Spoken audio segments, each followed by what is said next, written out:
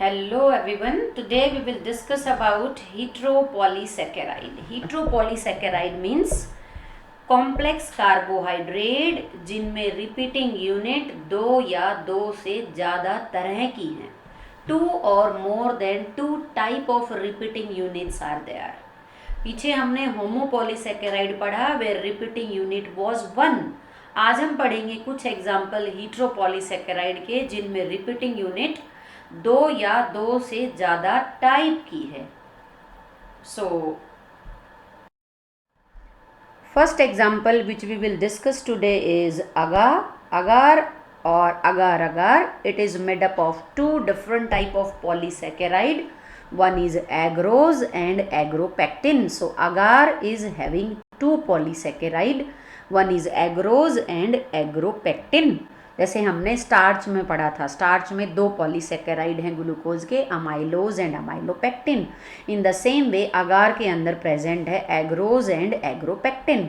Natural है ये and it is produced by red alga, gracilaria gelidium alga हैं जो अगार प्रोड्यूस करती हैं. हाइड्रोकोलॉइड है, this is having high water holding capacity और बहुत सारा वाटर होल्ड करके रख सकता है. और जब हम इसमें वाटर डालेंगे तो it will form A jelly like substance. और इसी वजह से इसका जो यूज़ है वो कुछ टेक्निक्स में है, जैसे टिश्यू कल्चर में प्लांट्स को ग्रो करने के लिए एज ए सबस्ट्रेटम हम क्या यूज़ करेंगे, अगार. So agar is used in tissue culture which will act as embedding medium, anchorage medium का काम करेगा जिसमें प्लांट्स के जो रूट्स हैं वो फिक्स हो जाएंगी. दूसरा एक और टेक्निक है जिसको हम कहेंगे इलेक्ट्रोफोरेसिस. इलेक्ट्रोफोरेसिस क्या है? ये टेक्निक है जिसकी बेस पे हम जैसे डीएनए है, आरएनए है, प्रोटीन है, इन बायोमोलिक्यूल्स को सेपरेट कर सकते हैं. डिफरेंट क्राइटेरिया के बेस पे एग्रो जेल प्रिपेयर करी जाती हैं. जैसे हम साइज के बेस पे सेपरेट कर सकते हैं, चार्ज के बेस पे सेपरेट कर सकते हैं, पीएच के बेस पे सेपरेट कर सकते हैं. सो इलेक्ट्रोफोरेसिस क्या है? टेक्निक्स है to separate DNA, RNA and these proteins on the basis of charge, size, pH. जैसे अमाइनो एसिड को हम पीएच के बेस पे सेपरेट कर सकते हैं. So very useful chemical in biology. It is also used in certain food products. Ice creams वगैरह में, जैम्स एंड जेलीज में यूज करते हैं अगार. Next example is mucopolysaccharide. This is actually glycosaminoglycan. Because ये जो पॉलीसेकेराइड हैं इनमें ग्लूकोजामाइन शुगर प्रेजेंट है या गलेक्टोजामाइन शुगर प्रेजेंट है and they are present widely in our body. They are present in connective tissue. Connective tissue most abundant tissue है हमारी body का. और कनेक्टिव टिश्यू के अंदर भी देखें तो ये स्किन में है, एलिमेंट्री कैनाल में है, ब्लड वेसल्स की वॉल में है. इसके अलावा बोन्स हैं, कार्टिलेज हैं. All are made up of connective tissue. All are type of connective tissue. Skin है, आउटसाइड बैक्टीरिया की सेल वॉल के बाहर जो ग्लाइकोकैलिक्स है that is also mucopolysaccharide in nature. पहला एग्जाम्पल है यहाँ पर हायालुरोनिक एसिड का. हायालुरोनिक एसिड जो है वो लुब्रिकेंट का काम करता है. This is present in synovial joints. Synovial joints क्या होते हैं? Joints which are able to move. जैसे अपनी एल्बो जॉइंट है, नी जॉइंट है, फिंगर्स के डिजीज के बीच में जो जॉइंट्स है, all the joints are synovial joints. और इन सिनोवियल जॉइंट्स में एक फ्लूइड होता है जिसको हम कहेंगे सिनोवियल फ्लूइड. और सिनोवियल फ्लूइड में क्या प्रेजेंट है? Hyaluronic acid. Vitreous humour of आई के अंदर लेंस के पीछे जो एक चैम्बर होता है, रेटिना और लेंस के बीच में जो चैम्बर है उसको कहेंगे vitreous chamber. And this vitreous chamber is filled with jelly like substance जिसको हम कहेंगे vitreous humour. So vitreous humour of eye में भी क्या प्रेजेंट है? Hyaluronic acid. इसके अलावा it is also present in skin. Chondroitin sulfate is present in, again connective tissue के एग्जाम्पल है बट यहाँ हम वो एग्जाम्पल ले रहे हैं जहाँ पर इनकी अमाउंट ज़्यादा है. जैसे कॉर्निया है, cornea is part of I. Cornea के अंदर chondroitin sulfate प्रेजेंट है. बोन के अंदर प्रेजेंट है, स्किन में प्रेजेंट है, कार्टिलेज में प्रेजेंट है. और यहाँ पर जो chondroitin सल्फेट का नेचर है वो क्या है कि इट रजिस्ट कंप्रेशन. कार्टिलेज के केस में देखें तो कंप्रेस्ड करने पर कार्टिलेज टूटती नहीं है. सो कार्टिलेज के अंदर chondroitin सल्फेट ज़्यादा होता है as compare to bone. Cornea के अंदर भी chondroitin सल्फेट का जो अमाउंट है दैट इज़ वेरी हाई. जो कॉर्निया की प्रॉपर डेवलपमेंट में हेल्प करता है। और सो कार्टिलेज के अंदर जो कंप्रेशन को रजिस्ट करने की एबिलिटी है, मतलब जैसे अपना पिन्ना है, आप पिन्ना को किसी भी तरह से मोल्ड करो वो टूटेगा नहीं, तो ये किसकी वजह से है? कॉन्ड्रियोटिन सल्फेट की वजह से। Next example is keratan sulphate. Keratan sulphate is again present in cartilage as well as cornea. तो ये प्रॉपर फंक्शनिंग के लिए जरूरी है different type of mucopolysaccharide. Heparin, heparin anticoagulant है, हिपेरिन ब्लड में प्रेजेंट है, एंटीकोएगुलेंट है, means prevent clotting of blood. कब? जब हमारी ब्लड वेसल इंटेक्ट है, when there is no damage to the blood vessels, blood clot नहीं होना चाहिए।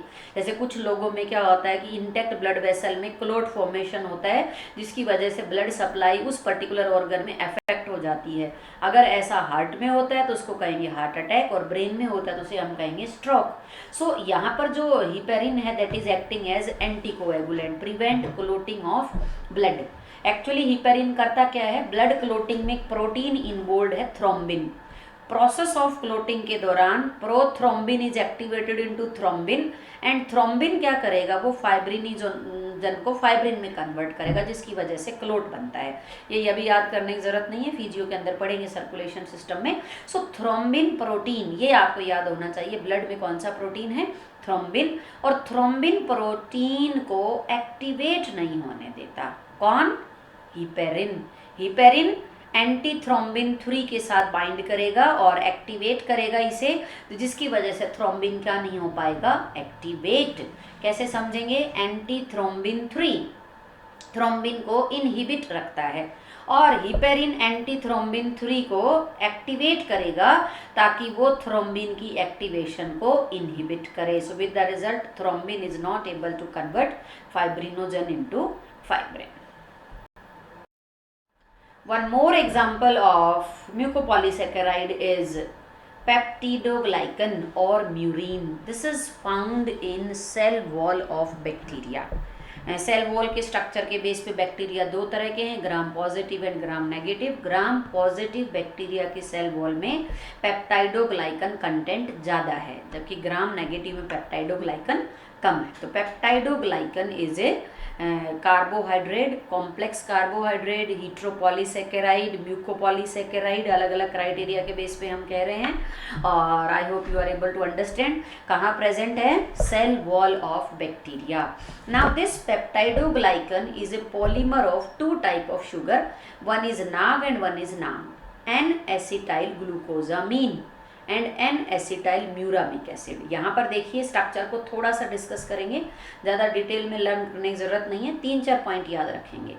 It is a polymer of N acetyl glucosamine and N acetyl muramic acid. तो ध्यान रखिए यहाँ पर रिपीटिंग यूनिट डाइसेकेराइड है। ये देखो, ये 2 शुगर रिपीट हो रही हैं, बार बार फिर आ गई हैं। फिर इस तरीके से ये जो एंड बनेगा उसको हम कहेंगे glycan strand, peptidoglycan.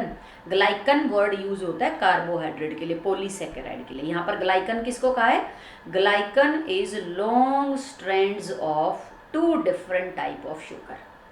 Nag and नाम बार बार रिपीट होकर क्या प्रोड्यूस करेंगी? Glycan. So this is one glycan strand, this is another glycan strand, this is another glycan. So peptidoglycan is having long glycan strands which are formed by repetition of N-acetyl glucosamine and N-acetyl muramic acid.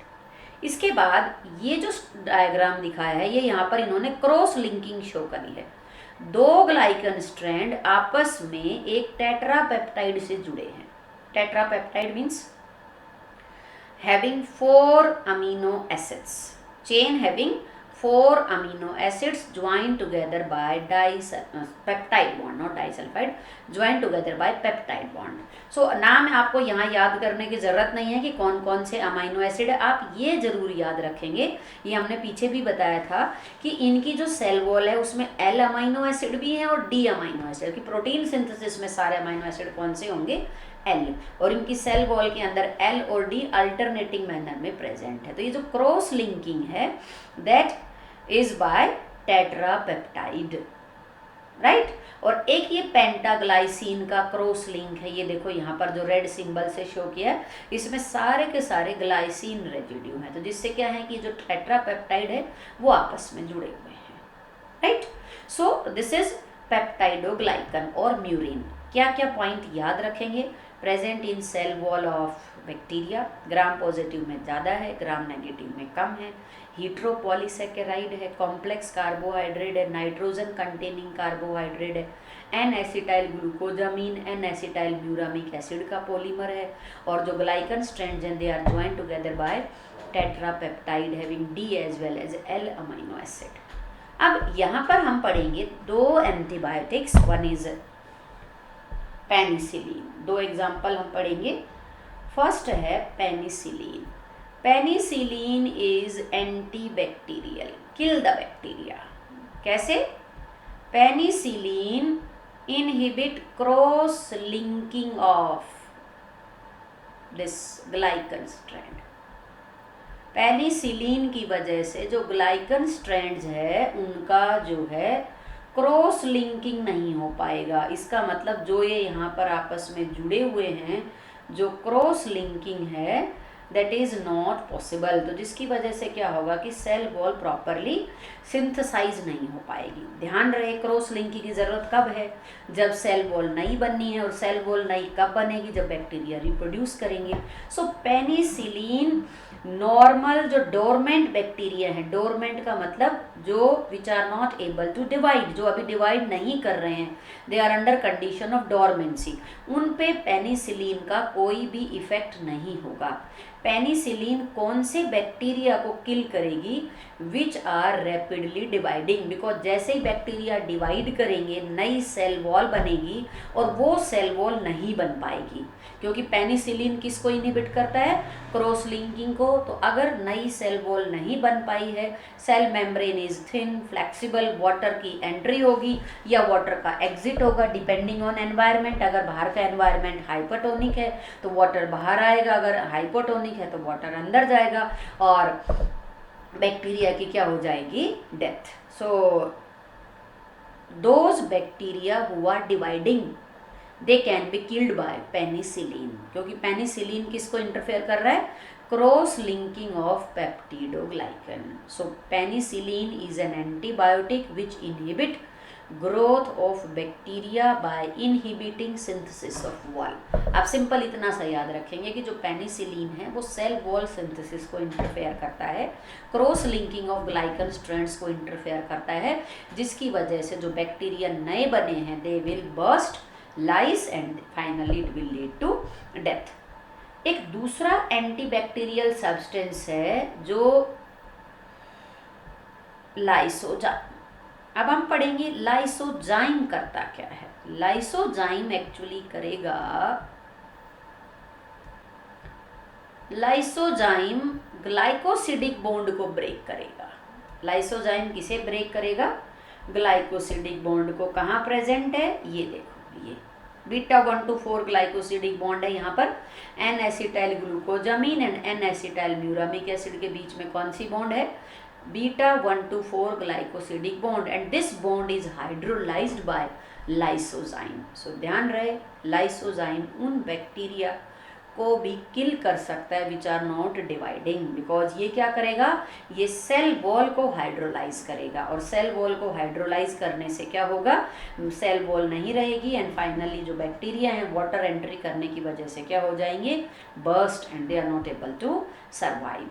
So penicillin cell wall को बनने नहीं देता है, lysozyme बनी बनाई cell wall को क्या करता है? डिग्रेड करता है। लाइसोजाइम का काम है ग्लाइकोसिडिक बॉन्ड को ब्रेक करना, और पेनिसिलिन का काम है cross linking of glycan strands को इनहिबिट करना। सो दिस इज पेप्टाइडोग्लाइकन और म्यूरिन।